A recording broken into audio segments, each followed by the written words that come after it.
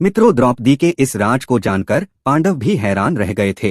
तो वह कौन सा राज था जिससे पांडव हैरान हो गए थे? जानने के लिए बने रहिए पूरे वीडियो के साथ। तो जय श्री कृष्णा मित्रों, स्वागत है कथामृत यूट्यूब चैनल पर।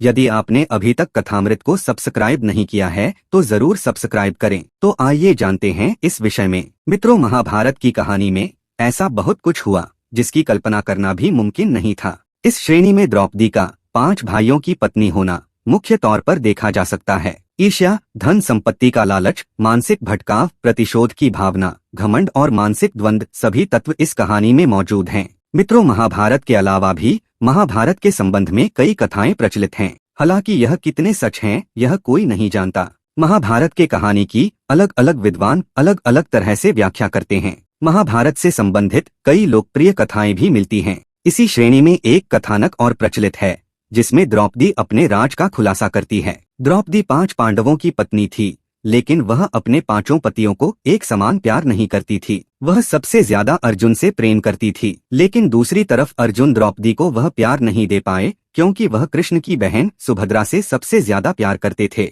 एक प्रचलित कथानक के मुताबिक पांडवों के निर्वासन के 12वें वर्ष के दौरान द्रौपदी ने एक पेड़ पर पके हुए जामुनों का गुच्छा लटकते देखा। द्रौपदी ने तुरंत ही इसे तोड़ लिया। जैसे ही द्रौपदी ने ऐसा किया, भगवान कृष्ण वहां पहुंच गए।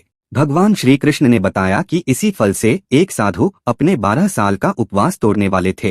द्रौपदी ने फल तोड़ लिया था जिससे पांडव साधु के कोप का शिकार हो सकते थे। यह सुनकर पांडवों ने श्री कृष्ण से गुहार लगाई। भगवान श्री कृष्ण ने कहा कि इसके लिए पांडवों को पेड़ के नीचे जाकर केवल सच वचन बोलने होंगे। भगवान कृष्ण ने फल को पेड़ के नीचे रख दिया और कहा कि अब हर किसी को अपने सारे राज खोलने होंगे। अगर हर कोई ऐसा करेगा तो फल ऊपर पेड़ पर वापस लग जाएगा और पांडव साधु के प्रकोप से बच जाएंगे। सबसे पहले श्री कृष्ण ने युधिष्ठिर को बुलाया। युधिष्ठिर ने कहा कि दुनिया में सत्य, ईमानदारी, सहिष्णुता का प्रसार होना चाहिए, जबकि बेईमानी और दुष्टता का सर्वनाश होना चाहिए। युधिष्ठिर ने पांडवों के साथ हुए सभी बुरे घटनाक्रमों के लिए द्रौपदी को जिम्मेदार ठहराया। युधिष्ठिर के सत्य वचन कहने के बाद फल जमीन से 2 फीट ऊपर आ गया। अब श्री कृष्ण ने भीम से बोलने के लिए कहा। साथ ही श्री कृष्ण ने भीम को चेतावनी दी कि अगर तुमने झूठ बोला तो फल जलकर राख हो जाएगा। भीम ने सबके सामने स्वीकार किया कि खाना, लड़ाई, नींद और रति क्रिया के प्रति उसकी आसक्ति कभी कम नहीं होती है। भीम ने कहा कि वह धृतराष्ट्र के सभी पुत्रों को मार देंगे। युधिष्ठिर के प्रति उसके मन में बहुत श्रद्धा है, लेकिन जो भी उसके गधे का अपमान करेगा वह उसे मृत्यु के घाट उतार देगा। इसके बाद वह फल 2 फीट और ऊपर चला गया। अब अर्जुन की बारी थी। अर्जुन ने कहा कि प्रतिष्ठा और प्रसिद्धि मेरी जिंदगी से ज्यादा मुझे प्रिय हैं। जब तक मैं युद्ध में कर्ण को मार नहीं दूंगा तब तक मेरे जीवन का उद्देश्य पूरा नहीं होगा। मैं इसके लिए कोई भी तरीका अपनाऊंगा, चाहे वह धर्म विरुद्ध ही क्यों ना हो। अर्जुन ने भी कुछ नहीं छिपाया।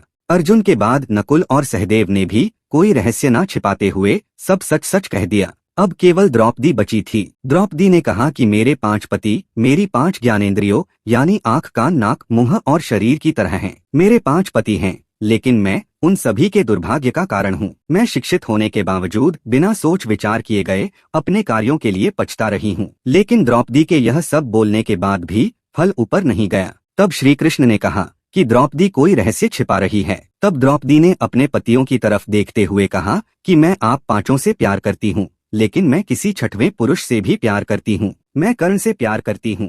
जाति की वजह से उससे विवाह नहीं करने का मुझे अब पछतावा होता है। अगर मैंने कर्ण से विवाह किया होता तो शायद मुझे इतने दुख नहीं झेलने पड़ते। तब शायद मुझे इस तरह के कड़वे अनुभवों से होकर नहीं गुजरना पड़ता। यह सुनकर 5 पांडव हैरान रह गए, लेकिन किसी ने कुछ कहा नहीं। द्रौपदी के सारे रहस्य खोलने के बाद श्री कृष्ण के कहे अनुसार फल वापस पेड़ पर पहुंच गया। इस घटना के बाद से पांडवों को यह एहसास हुआ कि 5 बहादुर पतियों के होने के बावजूद वह अपनी पत्नी की जरूरत के समय रक्षा करने नहीं पहुंचे। जब द्रौपदी को उनकी सबसे ज्यादा जरूरत थी तो वे कभी उसके साथ खड़े नहीं हुए। मित्रों, इस पौराणिक कहानी का एक निहितार्थ यह भी हो सकता है कि हर किसी के कुछ राज होते हैं जिन्हें वह खुद तक सीमित रखता है। कई बार ये राज अपनों को चोट पहुंचने के डर से छिपाकर रखे जाते हैं। तो मित्रों, यदि वीडियो पसंद आया हो तो कथामृत को सब्सक्राइब जरूर करें। जय श्री कृष्णा।